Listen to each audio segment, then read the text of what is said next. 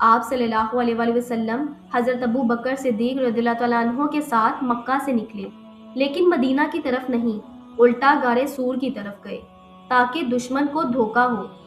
غار سور مکہ سے 4 کلومیٹر دور ایک پہاڑ ہے، بہت چھوٹا سا غار، بہت چھوٹا سا غار۔ ابو بکر رضی اللہ تعالیٰ عنہ پہلے اندر گئے، سارے سوراخوں کو کپڑے سے بند کیا۔ ایک سوراخ بند کرنے کے لیے کپڑا کم پڑ گیا تو اپنا پاؤں رکھ دیا۔ رات کو قریش کو پتہ چلا محمد صلی اللہ علیہ وآلہ وسلم نکل گئے۔ پورے مکہ میں اعلان ہوا، جو محمد صلی اللہ علیہ وآلہ وسلم کو زندہ یا مردہ لائے گا اس کو 100 اونٹ انعام میں ملیں گے۔ تلاش کرتے کرتے قریش غار سور کے منہ تک پہنچ گئے۔ ان کے قدموں کی آواز غار کے اندر سنائی دے رہی تھی۔ حضرت ابو بکر رضی اللہ تعالیٰ عنہ ڈر گئے، رونے لگے، کہا یا رسول اللہ صلی اللہ علیہ وآلہ وسلم، اگر انہوں نے نیچے دیکھا تو ہمیں دیکھ لیں گے۔ آپ صلی اللہ علیہ وآلہ وسلم نے مسکرا کر کہا، اے ابو بکر غم نہ کرو، اللہ ہمارے ساتھ ہے۔ اور اسی وقت اللہ نے معجزہ دکھایا، غار کے منہ پر مکڑی نے جالا بن دیا، کبوتر نے انڈے دے دیے۔ قریش نے دیکھا، کہا اس غار میں کوئی نہیں، اگر ہوتا تو مکڑی کا جالا ٹوٹا ہوتا۔ واپس چلے گئے۔ 3 دن غار میں رہے۔ حضرت ابو بکر رضی اللہ تعالیٰ عنہ کے بیٹے عبداللہ رات کو خبر لاتے، بیٹی اسما رضی اللہ تعالیٰ عنہ روٹی پہنچاتی۔ اسما رضی اللہ تعالیٰ عنہ نے اپنی کمر کا پٹکا توڑ کر کھانا باندھا، اس لیے ان کا لقب ذات النطاقین پڑ گیا۔ تیسرے دن مدینہ کی طرف روانہ ہوئے۔ راستے میں سراقہ بن مالک 100 اونٹ کے لالچ میں آپ صلی اللہ علیہ وآلہ وسلم کا پیچھا کرنے لگا۔ گھوڑے پر سوار تیز آیا، جب قریب آیا تو اس کے گھوڑے کے پاؤں ریت میں دھنس گئے۔ سراقہ سمجھ گیا یہ عام شخص نہیں، کہنے لگا یا محمد صلی اللہ علیہ وآلہ وسلم مجھے معافی دے دو، میں واپس چلا جاؤں گا۔ آپ صلی اللہ علیہ وآلہ وسلم نے معاف کر دیا، بلکہ فرمایا سراقہ کیسا لگے گا جب تمہارے ہاتھوں میں کیسر روم کے کنگن ہوں گے۔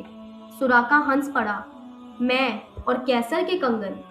لیکن بعد میں جب عمر رضی اللہ تعالیٰ عنہ کے دور میں ایران فتح ہوا تو سراقہ کو واقعی کیسر کا کنگن پہنایا گیا۔ مدینہ میں لوگ روز صبح سے شام تک انتظار کرتے، گرمی میں پہاڑ پر چڑھ کر دیکھتے۔ ایک دن ایک یہودی نے پہاڑ سے دیکھا 2 سفید کپڑوں والے آ رہے ہیں، چلائے، اے عرب کے لوگوں، تمہارا نصیب آ گیا۔ پورا مدینہ نکل آیا، بچے، بوڑھے، عورتیں چھتوں پر چڑھ گئے۔ بچیوں نے طلع البدر علینا پر ڈف بجا کر استقبال کیا۔ ہم پر چاند نکل آیا ہے ثنیۃ الوداع سے، ہم پر شکر واجب ہے جب تک اللہ کو پکارنے والا پکارتا رہے۔ آپ صلی اللہ علیہ وآلہ وسلم نے سب سے پہلے مسجد قباء بنائی، جو اسلام کی پہلی مسجد ہے، پھر مدینہ میں مسجد نبوی بنائی، اپنے ہاتھوں سے پتھر لگائے۔ ہجرت کے 2 سال بعد قریش اب بھی مدینہ کو ختم کرنا چاہتے ہیں۔ ابو سفیان کا قافلہ شام سے آ رہا ہے، جس میں مکہ والوں کا سارا مال تھا، اسی مال سے وہ مسلمانوں کے خلاف جنگ کرتے۔ اللہ نے حکم دیا، اب بدلہ لینے کا وقت ہے۔ 17 رمضان 2 ہجری، بدر کا میدان، مسلمان صرف 313، پاس 2 گھوڑے، 70 اونٹ، 6 زرہین، سامنے 1000 کا لشکر، 100 گھوڑے، پورا اسلحہ۔ آپ صلی اللہ علیہ وآلہ وسلم رات بھر ایک چھوٹے سے خیمے میں روتے رہے، ہاتھ اٹھا کر دعا کرتے رہے، اے اللہ اگر یہ 313 آج ختم ہو گئے تو قیامت تک تجھے پکارنے والا کوئی نہیں رہے گا۔ اے اللہ اپنا وعدہ پورا کر۔ روتے روتے چادر کندھے سے گر جاتی، ابو بکر رضی اللہ تعالیٰ عنہ اٹھا کر رکھتے۔ اللہ نے 5000 فرشتے بھیجے، ابو جہل مارا گیا، 70 سردار قتل ہوئے، 70 قیدی بنے۔ اس دن اسلام زندہ ہو گیا۔ 1 سال بعد قریش بدلہ لینے آئے، 3000 کا لشکر۔ احد پہاڑ کے پاس جنگ ہوئی۔ شروع میں مسلمان جیت گئے، لیکن 50 تیر انداز نے پہاڑی چھوڑ دی مال کی لالچ میں۔ خالد بن ولید نے پیچھے سے حملہ کر دیا، 70 صحابہ شہید ہوئے۔ جن میں آپ صلی اللہ علیہ وآلہ وسلم کے چچا شیر خدا حضرت حمزہ رضی اللہ تعالیٰ عنہ بھی تھے۔ ہندا نے ان کا کلیجہ نکال کر چبایا۔ آپ صلی اللہ علیہ وآلہ وسلم کا دانت مبارک شہید ہوا۔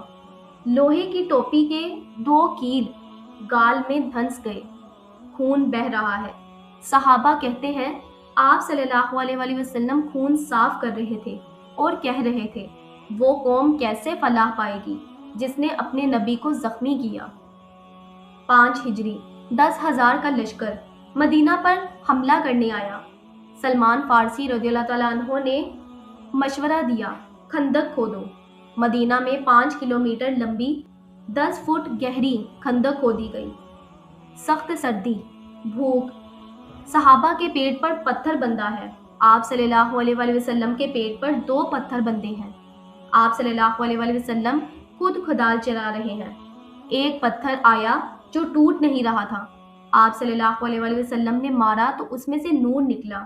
آپ نے فرمایا اس نور میں نے شام کے محل، یمن کے محل اور کیسر کے محل دیکھے، یہ سب اسلام میں آئیں گے۔ اللہ نے آندھی بھیجی، دشمن کے خیمے اکھڑ گئے۔ اللہ نے فرشتوں سے مدد کی، 10,000 کا لشکر بھاگ گیا۔ 6 ہجری میں آپ صلی اللہ علیہ وآلہ وسلم 1400 صحابہ کے ساتھ عمرہ کرنے مکہ گئے۔ حدیبیہ کے مقام پر روک دیا گیا۔ قریش نے کہا واپس جاؤ، اگلے سال آنا۔ مسلمان جذباتی ہوئے، لیکن آپ صلی اللہ علیہ وآلہ وسلم نے صلح کر لی۔ بڑی سخت شرطیں تھیں، لیکن اللہ نے قرآن میں کہا یہ کھلی فتح ہے، کیونکہ اسی صلح کی وجہ سے اسلام پھیلا۔ 8 ہجری قریش نے صلح توڑ دی۔ آپ صلی اللہ علیہ وآلہ وسلم 10,000 صحابہ کے ساتھ مکہ کی طرف چلے بنا اعلان کے۔ رات کو مکہ کے قریب 10,000 چولہے جلائے۔ مکہ والوں کی سانس رک گئی۔ آپ صلی اللہ علیہ وآلہ وسلم مکہ میں داخل ہوئے، سر جھکا ہوا ہے۔ اونٹنی پر بیٹھے ہوئے اتنے جھکے ہوئے ہیں کہ پیشانی اونٹنی کی گردن پر لگ رہی تھی۔ یہ فتح کا گھمنڈ نہیں، شکر ہے۔ کعبے کے سامنے سارے دشمن کھڑے ہیں، جن میں ابو سفیان بھی ہے، جس نے احد میں آپ صلی اللہ علیہ وآلہ وسلم کا دان توڑا۔ ہندا بھی ہے، جس نے چچا کا کلیجہ چبایا۔ وحشی بھی ہے، جس نے حضرت حمزہ رضی اللہ تعالیٰ عنہ کو شہید کیا۔ آپ صلی اللہ علیہ وآلہ وسلم نے پوچھا آج میں تم سے کیا معاملہ کروں؟ سب نے کہا آپ صلی اللہ علیہ وآلہ وسلم کریم بھائی ہیں، کریم بھائی کے بیٹے ہیں، ہم آپ صلی اللہ علیہ وآلہ وسلم سے رحم کی امید رکھتے ہیں۔ آپ صلی اللہ علیہ وآلہ وسلم نے وہ جملہ کہا جو تاریخ بھول نہیں سکتی، جاؤ تم سب آزاد ہو، آج تم پر کوئی بدلہ نہیں، نہ کوئی قتل نہ کوئی بدلہ۔ 360 بت کعبے سے گرائے۔ آپ صلی اللہ علیہ وآلہ وسلم نے لاٹھی سے اشارہ کیا، حق آ گیا، باطل مٹ گیا۔ اس دن مکہ فتح نہیں ہوا تھا، دل فتح ہوئے تھے۔ 10 ہجری آپ صلی اللہ علیہ وآلہ وسلم 1,24,000 صحابہ کے ساتھ حج کرنے گئے۔ عرفات کے میدان میں اونٹنی قصبہ پر کھڑے ہو کر آپ صلی اللہ علیہ وآلہ وسلم نے آخری خطبہ دیا۔ آواز کانپ رہی تھی، لوگو میری بات غور سے سنو، شاید اس سال کے بعد میں تم سے یہاں کبھی نہ مل سکوں۔ تمہارا خون، تمہارا مال، تمہاری عزت ایک دوسرے پر حرام ہے۔ یاد رکھو تمہیں اللہ سے ملنا ہے، وہ تم سے تمہارے اعمال کا حساب لے گا۔ عورتوں کے معاملے میں اللہ سے ڈرو، وہ تمہارے پاس امانت ہے۔ کسی عربی کو اجمی پر، کسی گورے کو کالے پر کوئی فضیلت نہیں، فضیلت صرف تقویٰ سے ہے۔ سب مسلمان بھائی بھائی ہیں۔ میرے بعد کوئی نبی نہیں آئے گا اور تمہارے بعد کوئی امت نہیں۔ جو یہاں ہے وہ وہاں تک پہنچا دے جو یہاں نہیں ہے۔ اس کے بعد آیت اتری، آج میں نے تمہارا دین مکمل کر دیا۔ حضرت ابو بکر رضی اللہ تعالیٰ عنہ رو پڑے، سمجھ گئے اب دین مکمل ہو گیا تو نبی جانے والے ہیں۔ 11 ہجری 28 صفر کو بخار ہوا، 13 دن بخار رہا۔ آخری دن مسجد میں ابو بکر صدیق رضی اللہ تعالیٰ عنہ امامت کروا رہے تھے۔ آپ صلی اللہ علیہ وآلہ وسلم نے پردہ ہٹایا، صحابہ کو نماز پڑھتے دیکھا اور مسکرائے۔ یہ آپ صلی اللہ علیہ وآلہ وسلم کی اپنی امت کو دیکھ کر آخری مسکراہٹ تھی۔ پھر حضرت عائشہ رضی اللہ تعالیٰ عنہا کی گود میں سر تھا۔ آپ صلی اللہ علیہ وآلہ وسلم نے مسواک مانگی، جو کہ حضرت عبد الرحمن بن ابو بکر رضی اللہ تعالیٰ عنہ سے لی۔ اس کو دان سے نرم کیا۔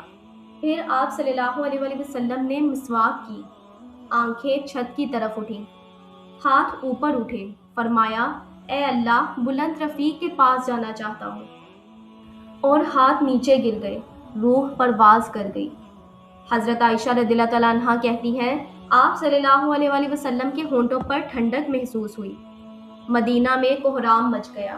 حضرت عمر رضی اللہ تعالیٰ عنہ نے تلوار نکال لی، کہا جو کہے گا کہ محمد صلی اللہ علیہ وآلہ وسلم نہیں رہے، اس کی گردن اتار دوں گا، یہ تو اللہ سے ملنے گئے ہیں۔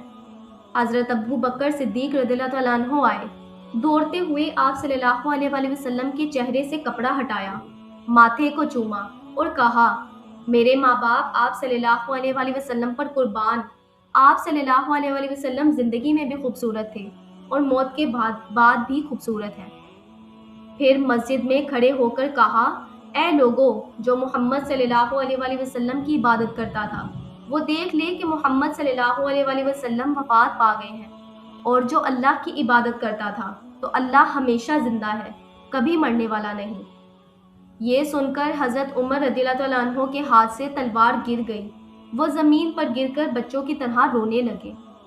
آپ صلی اللہ علیہ وآلہ وسلم کو اسی جگہ دفن کیا گیا جہاں آپ صلی اللہ علیہ وآلہ وسلم کی روح نکلی تھی، حضرت عائشہ رضی اللہ تعالیٰ عنہا کے حجرے میں۔